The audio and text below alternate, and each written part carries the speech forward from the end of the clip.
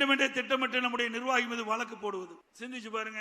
4ஆம் தேதி திரு ஸ்டாலின் அவர்கள் 2011 கொளத்தூர் சட்டமன்ற தேர்தலில் போட்டியிடுறார். அந்த தேர்தலில் முறைகேடு நடந்ததாக அப்போ போட்டியிட்ட அனைத்து இந்திய அண்ணா திராவிட முன்னேற்ற வேட்பாளர் வழக்கு தொடர்றார்.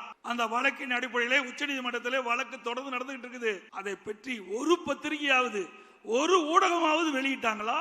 அண்ணா திமுக பற்றி நேற்றைக்கு முன்தினம் பத்திரிகையில போடுறீங்க. ஒரு நாட்டுடைய முதலமைச்சர் 2011 சட்டமன்ற தேர்தலிலே கொளத்தூர் தொகுதியிலே போட்டியிட்ட அவரை பற்றி விசாரணை வருகின்ற பொழுது எந்த ஊடகம் எந்த பத்திரிகையும் வெளிப்படுத்தல.